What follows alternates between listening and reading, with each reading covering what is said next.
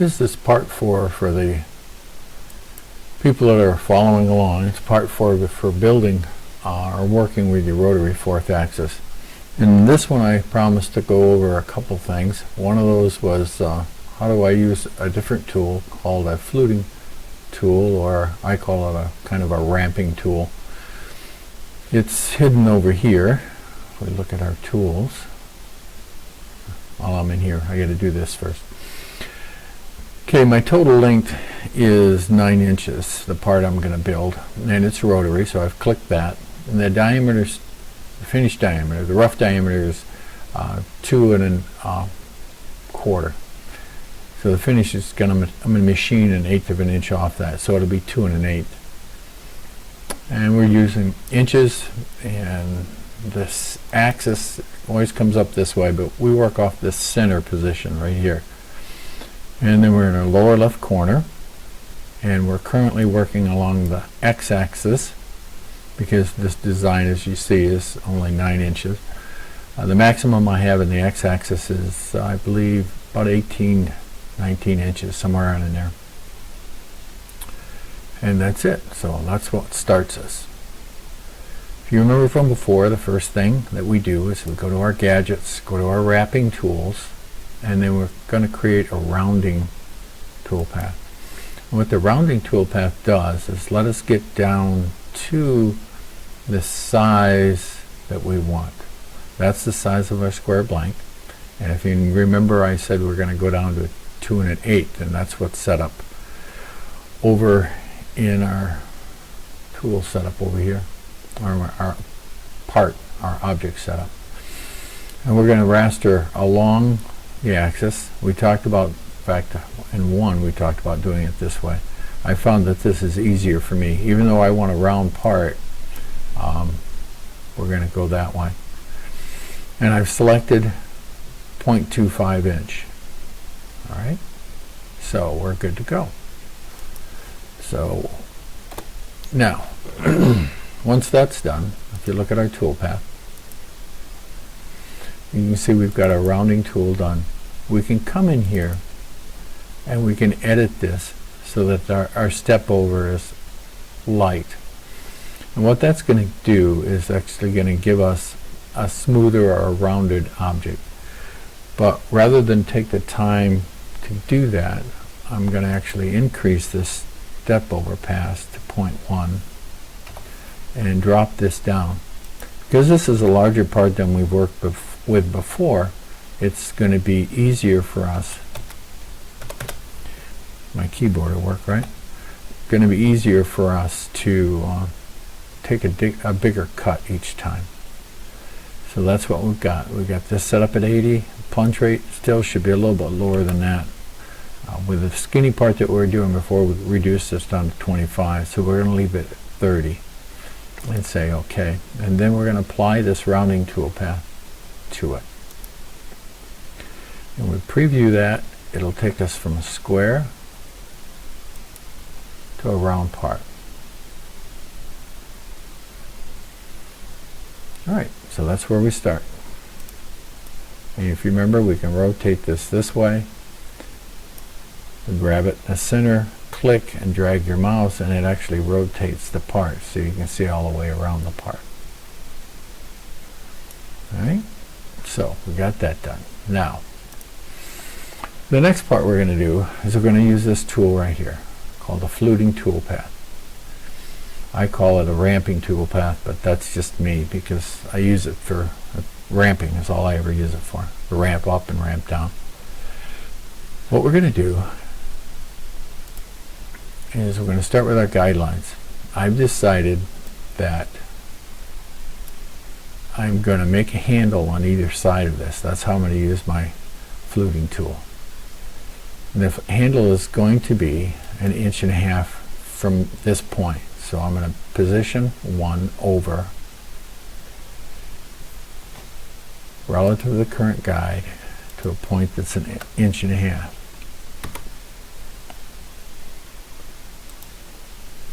Now, so there's my new guide. And I want to make this section from here to here that she rolls the Play-Doh out with 6 inches wide. So 6 plus 1.5 inches is 7.5 inches.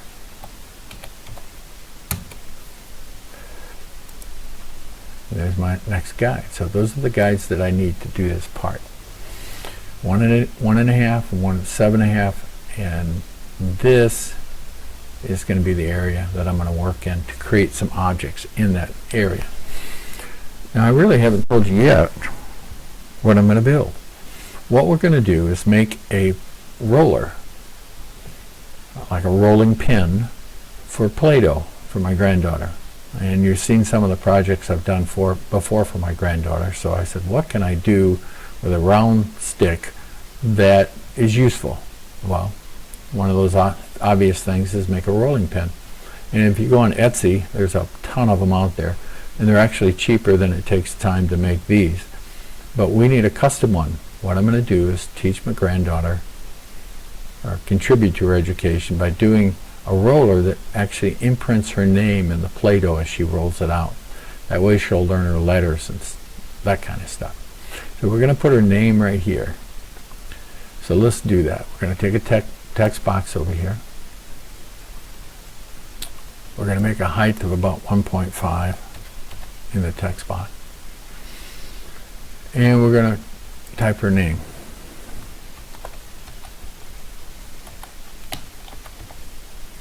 And that's her name. And we're going to close this box. And we're going to move it over. And we could physically move it over that way, but we can also grab this tool, the alignment tool, and click here. And that aligns it exactly halfway.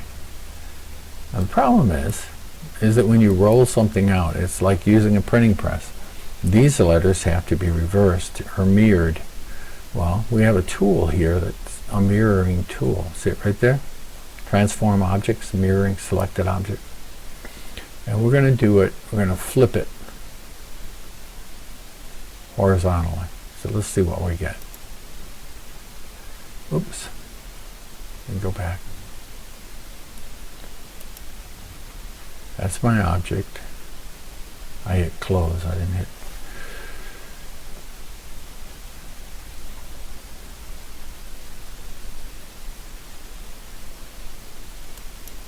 There we go.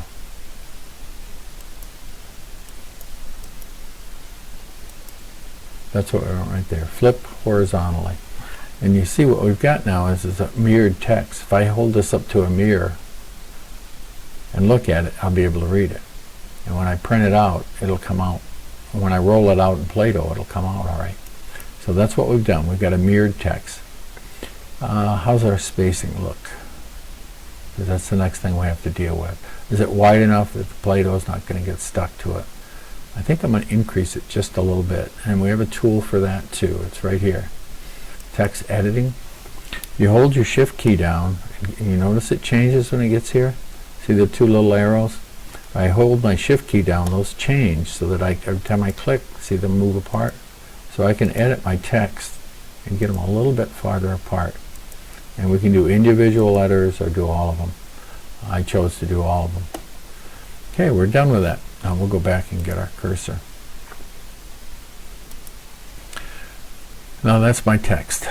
What I'm going to do is I'm going to cheat a little bit rather than go through that whole process. I'm going to copy this text. So I do a right mouse click, do copy, do a right mouse click, do a paste, and then I'll use my arrows to move it down. See it? Well, why did I do that? Well, I want to edit this text box. So if I come back over here while it's highlighted and click on this box, I can just type in what I want to do. New letters. And if you notice what happens, it takes on the characteristics of the other box. In other words, it mirrors the text for me automatically. So I save a step by doing it that way. And these letters look right here. I need to space it apart a little bit. Let's do that. Go back and get our spacing tool. Come over, hit my shift key, click a couple times, get it spaced out. Might put a little bit right here too. There we go. Now if you notice the difference between this one and this one, I need to center it. So I'm going to come back up here to my alignment tool and center that as well. Now, these are a little bit close together, so I'm going to spread them out a little bit. Double click and then use my up key right there. I think that looks pretty good. Now how do I carve it out? Close it, come over here, highlight them both, go to my pocket tool, click on it. I'm going to start at 0, but I don't want it a 1/2 inch deep. 0.1 is plenty. I can't use a 1/4 inch end mill, it won't fit in that space. So I'm going to go down to an 1/8 inch end mill, so I'm going to remove this one first, select a new tool, come up and get an 1/8 inch end mill, select it. Now I'm going to edit it and look at what kind of speeds we've got. Feed rate for that's probably pretty good, because 1/8 inch is a little mill. If I push it too hard, it will break it. Plunge rate, I'm going to reduce it a little bit. This is my pass depth. For an 1/8 inch tool, that's way too much. You're supposed to, your depth of pass is supposed to be half of your tool, which would be 0.06. I'm going to step over, it's at 24%. That's fine for now. And we're going to ramp in, which means it lets you go down a little bit slower. It's going to take 2 passes to do all these. Now if I ramp it down, it slows it down a little bit, but it doesn't make it as hard when it goes in. I'm going to do a ramp distance of 0.1 inches. And I'm going to rename this letters. And then I'll calculate. Now what will happen, one of two things, it'll work well, or the tools won't get in all the holes. And see right there we have an issue. See how the tool's not down in there? So the letters won't be cut out all the way. Let's see how the other one turned out. That's Anna. There's Hensley. Hensley turned out with just a few dots. So that tells me I have to close it and go back, reopen it, and select the smaller tool. I've got 2 things I can do. I can come over here and increase the size of the letters, which we could do. But if you look at it, let's increase it a little bit. They don't look like they're the same size. Let me go back to my text box and see what this tells me. It says it's 1.5 inches. Let's click on this one, see what it says. 1.5 inches. But they don't look the same size for some reason. I guess I can measure them and find out, but just by eye, I'm going to increase this one just a little bit. That's a little better. And I'll come over and center it again. And that way they look similar. Okay. Now, I'm also, while I'm here, is I'm going to select a different tool. I have some 1mm bits that I bought. They're not ball nose, but right here is a 1mm. And it really won't matter because we're carving out the letters. So I'm going to use this one. Again, the depth of pass is wrong, but we'll fix that when we get over here. We'll select it, and then we'll edit it. Our depth of pass should be half of 1mm, so it should be 0.5 millimeters. Feed rate's about right. You want to slow it down when you're have a real tiny bit like this, and that should be okay. We also need to come up here and remove this one. For some reason they give you multiple tools right here, but I haven't figured out yet. This is the new software. I haven't figured out yet how to get those. Oh, that's come out well. To get those to pick the tool I want. So that came out all right. Let's preview it. Preview the visible toolpath. Did I select both of them or just one? Ah, I messed up. I hope you don't mess up like I do, but whatever. To err is human. So see it? I didn't select both. Some of you probably caught that and said, oh! Now I have to open this up and reselect it because it wasn't open. One of the things I can do is group those two together, and so that when I select one, it selects both of them. Recalculate. Boom. See, and they're on opposite sides. Hinzliana. There we go. So, if we preview that, reset, preview. Oh no. There it is. Yep. So she rolls that. That'll be it. My wife said I shouldn't put the edges on it. She'll just take her hands and roll it with her hands. And there's a lot of roller pins now that are made without the handles, so they just push down on the top and it does it. One of the things I'm going to do when this is done is just oil it with food grade oil, and that'll help keep the dough from sticking inside. So that looks pretty good. But I promised you that I would show you how to use this tool. So what I'm going to do, come over here, is I'm going to make a little handle on each side, and I'm going to do it using this tool. To do that, I have to have a vector to work with, so I'm going to close this first, and I'm going to create a vector. I'm going to come over here and grab this, and I'm going to make a line from here to here. And that line's 1.5 inches. And I'm going to push this button, and I'm going to make another one from here to here. When you're using this tool, it's important that you know where your start point is. And if you haven't got to that point yet, there's some excellent vectors and or explanations in the software that shows you how to use it. I'll do a quickie here. We come to what's called a node editing tool, right there. You come over here and click on this vector. See that green point?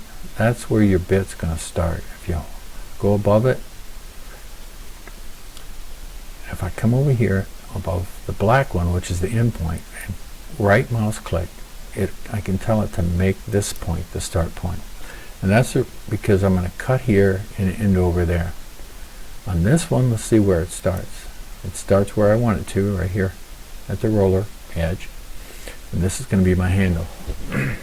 Now, I need these vectors to extend all the way up here, so I can draw them one at a time, or notice I changed back to the selection tool. I can use this copy array tool to do that for me.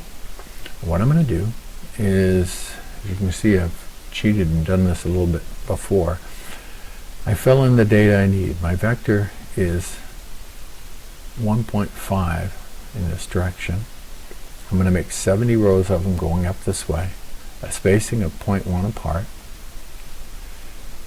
And the 0.1 will be from here to the next one. And if I copy those, you'll see they fill in that area. Now, I'm going to close this. Come over here and select this one. Come back and select this. Again, the array tool. Do it again. So now I have two distinct arrays of vectors that start from here and go out, and start from here and go out. Now what does that do for me? Well, I'm going to use this tool, but I'm going to select these two and make them a group. So I'm going to hit Shift and select this one. Select all of them. And then hit this grouping tool. So that makes all these together. So when I select them, they'll select it together. So this is my fluting tool. I'm going to start, what I'm going to do is reduce the size of this from 2 inches and 1/8 down to 0.625. So I'm going to take a 1/2 inch off each side, or 1 inch total. And that's what we're going to do. Start at 0 and take a 1/2 inch off. We're going to use our 0.25 or in mill tool. So we're going to do this at the same time that we do the rough passes. And we're going to ramp from the start down a certain way and then go straight out. Well, this distance from here to here is determined by this. And I'm going to reduce this to 20%, which I can just click on it and type 2O. And that will give me a distance. Remember, this is 1.5 inches. If you take 20% of 1.5 inches, it's 0.3 inches. So this will ramp from here to here at 0.3, and then it will go out 1.2 inches. And rather than doing linear, I'm going to do smooth, because that way it's less irritant to the hands when you push on it. And we're going to call it our roller ends. Oops. And these ends are cut with a 1/4 inch tool. So I'm going to put 1/4 end mill, end end mill, and we're going to say calculate it. So there it is. Well, what is that? Well, we'll preview it. Preview our visible tool. You can see what it's doing is it's cutting. See that? Where it tapered down? And that's my roller. So that's the handles that I put on the roller. And you can do this 3 different ways. I've just showed you one. We'll do another video, because I don't want to make this video too long, that shows you how to do this, ramp over in complete length, which would be from here to here. Ramp at start and end, which would actually go down, back up. So it would be like a big V cut. And you can determine, if you put this at 50%, it would be an exact V. And at 20% like this is, it would ramp down like this, go flat, and then ramp back up. And by making it smooth, it gives it kind of, I don't know, a smoothed out radius instead of straight down and straight back up. So it turned out pretty good. So that's our fluting tool. So have fun playing with those new tools you've got, and remember to print backwards. So now you're a typesetter, and I will show you some clips of this being machined in the lab, or the lab, it's my barn, pole barn, but it's my woodworking lab. And we'll make this roller for my granddaughter, and we'll see if she plays with it. So have fun with your CNC. Hopefully you've learned something. If you have questions, please let me know. Have a great day.